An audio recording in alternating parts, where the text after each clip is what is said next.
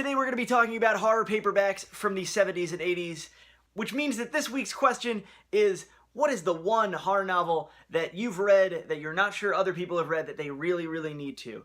I'm asking for deep pulls here, so don't go immediately to Stephen King. Bonus points if it's a paperback original, especially from the era we're talking about. One book that you kind of can't live without that you think other people should check out. So tell me that down in the comments. Tell everyone else that down in the comments.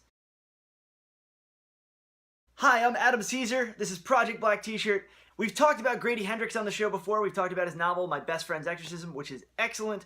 But today we're going to be talking about his non-fiction book that he wrote with Will Errickson, Paperbacks From Hell. Quirk Books just put this out just 2 days ago as of filming this video. And if you want to know whether I thought it was any good or not, well, I finished it in like a day, so here's the video. We're going to talk about it today, and then we're going to talk about some paperbacks kind of from this era, that most of which even get mentioned in here, that I really enjoy, some books I think you'd like. And then at the end, as we always do, because we can't talk about books without talking about movies, and then we can't talk about movies without talking about books, I'm going to give you 2 horror movie recommendations to check out after you've read, or while you're reading, Grady Hendrix's Paperbacks From Hell. So the subtitle of Paperbacks From Hell is The Twisted History of 70s and 80s Horror Fiction. It's told somewhat chronologically, but mostly the chapters are organized by subject matter. There's a chapter on creepy kids, there's a chapter on haunted houses, there's a chapter on when animals attack novels.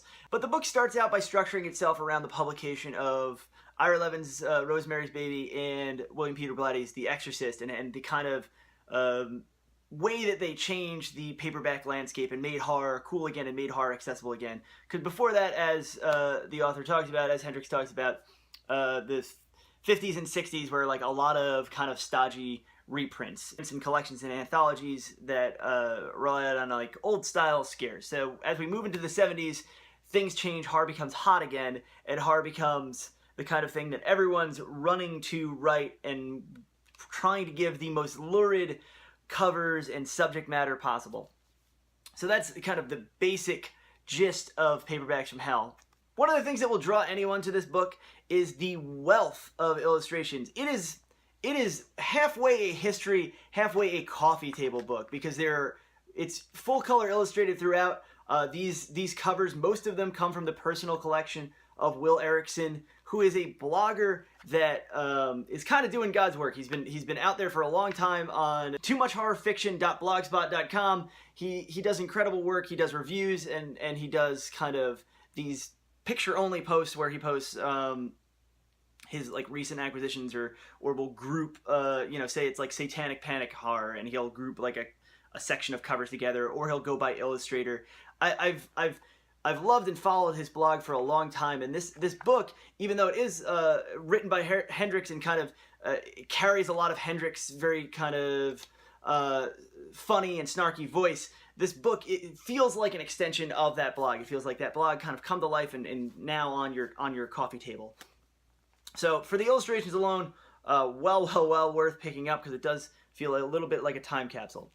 About that Grady Hendrix kind of snarky voice, for the first chapter and a half, as someone who loves horror fiction, as someone who kind of maybe takes it more seriously than he should, I was a little off-put by that voice. I was like, is this going to all be, a joke?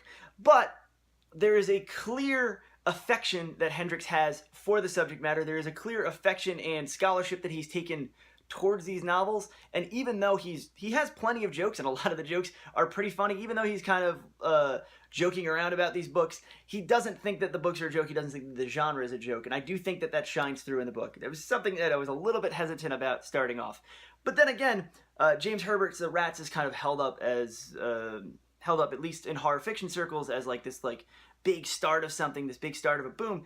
And Hendrix's synopsis in here is pretty much exactly what I thought when I came to Rats really late and read it, and was like, this is really weird and misogynist and shoddy.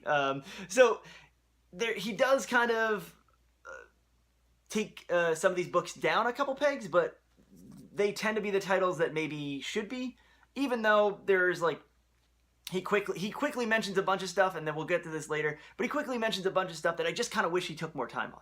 So out of all the chapters, and kind of give you an example of what this book does really well, I think the haunted house chapter, or the real estate horror chapter, is probably my favorite of the book, because Hendrix really takes an interesting maybe like sociological premise here, where he talks about white flight in the 70s, and he talks about how Burnt Offerings was kind of the first novel to have an economic component to its haunted house. Like, he talks about seminal haunted house books before that, and how they weren't about like, oh, what are we going to do?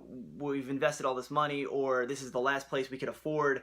That is a big part of probably why these books struck a chord, and that kind of gives you an example of, it's very light history, it's very kind of cursory, like, you know, talking about, you know, the economic and cultural history of the 70s and the 80s, but Hendrix does a really good job of tying those themes together, and tying a lot of like seemingly disparate books. Like, you talk about the Amityville Horror and kind of the hucksterism involved there, and then like the very next page you're talking about, you know, 80s anthologies, and then the next page you've got like William Johnstone. So he really does, he doesn't spend a whole lot of time on everything, but he hits subjects and ties them together in a way that is surprising and gives you a clear enough picture.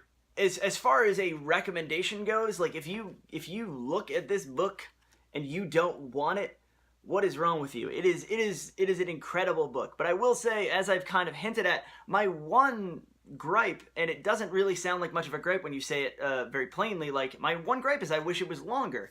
And what I mean by that is, I don't just mean like, oh, I could live in these pages forever, which I kind of do, but I would love, as a real pedantic nerd, I would love to have him spend more time on like Guy N. Smith's crab stories, which he mentions in here, and he like synopsizes the whole series really well. But I kind of part of me wants a sequel to Paperbacks from Hell that is just like focuses on all the different publishers. Instead of just going by subject matter, he goes like, here's Zebra, here's Leisure, here's Dell, here's all the different, here's the Abyss line, which he does touch on and he does talk about a little bit.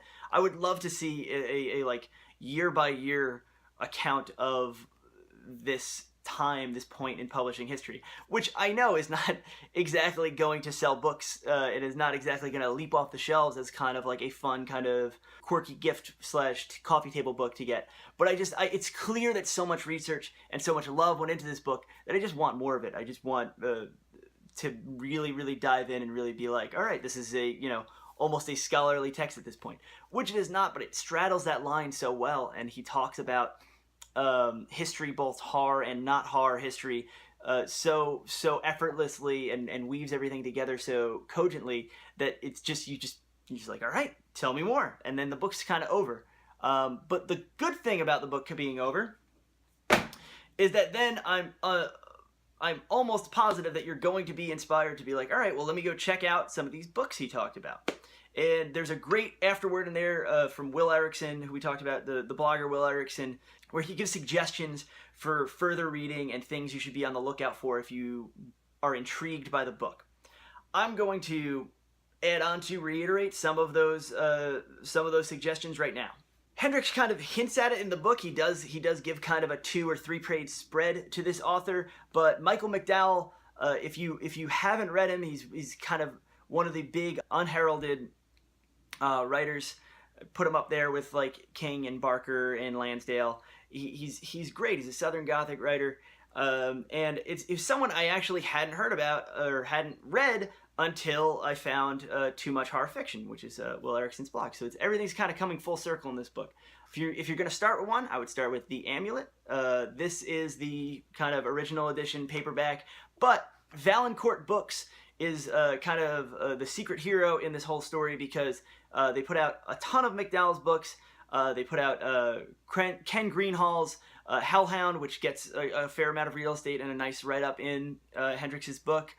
They put out Robert Marasco's Burnt Offerings, which we've talked about. So these books, you don't really have to go diving and use bookstores and stuff like that. You can get ebooks and audiobooks and, you know, newer official paperbacks with like new introductions and stuff like that by searching out the Valancourt Books editions. I hope Valancourt stays around. I hope they keep doing what they're doing, because every edition I've picked up of theirs has been really awesome.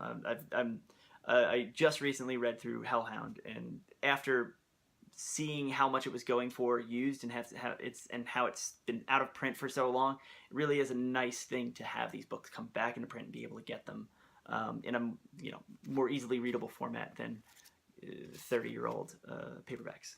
I joked about James Herbert before. I joked about not really digging The Rats, but The Survivor is one that's a lot more mature and a lot more worth checking out, and still has that great, cool, creepy cover. Hendrix dedicates a whole chapter to talking about the splatterpunk genre, and we've talked about Skip Inspector and the light at the end and the scream and things like that on the show before, but I gotta mention David J. Skow's Kill Rift, which gets kind of prominent placement in Paperbacks from Hell. It is in many ways one of the quintessential splatterpunk books, because it's got rock and roll right there on the cover.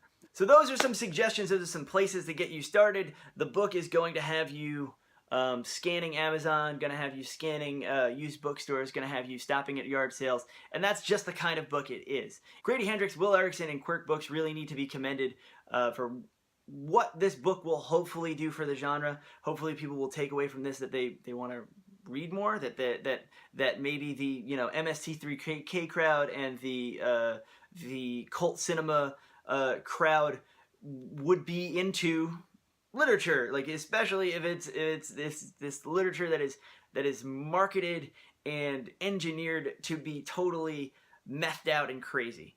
On that note, why don't we do 2 movie suggestions? These are 2 movies that I think capture the spirit of 80s, late 80s specifically, horror paperbacks. One is Dolls by Stuart Gordon, which is the best full moon film that isn't a full moon film. It is actually from Empire Pictures, although Charles Band is on here as a producer and someone who is involved in the film. Dolls is a kind of trope and genre mishmash, but coming from the director of The Reanimator, who can do no wrong in my eyes. Dolls is just a super charming movie. And while grabbing these off my shelf, I didn't realize they were both from Scream Factory, but kudos to Scream Factory for kind of catching that aesthetic of paperback, 80s horror paperbacks. I, Madman is a little bit of an on-the-nose suggestion because it is about a killer coming out of a horror paperback, but it's not, you know, my favorite movie in the world, but it does have some great sequences in a bookstore. So if you want to just like look at a time capsule bookstore in 1989, 88, I, Madman is the movie for you, and it's kind of a fun psychological supernatural slasher in its own right. That's it. I'm Adam Caesar, and I would be remiss if I didn't mention that on October 11th, New Comic Book Wednesday, you can walk into your local comic book store and pick up a copy of The Adventure Time 2017 Halloween Spooktacular. That features a story by me. It also features a story by Paperbacks from Hell author Grady Hendrix. It features a story by Alyssa Wong and Chris Lackey. You are going to want this comic book if you are either a horror fan or an Adventure Time fan. It's a fun Halloween read that's suitable for your kids, which a lot of this stuff we just talked about is not.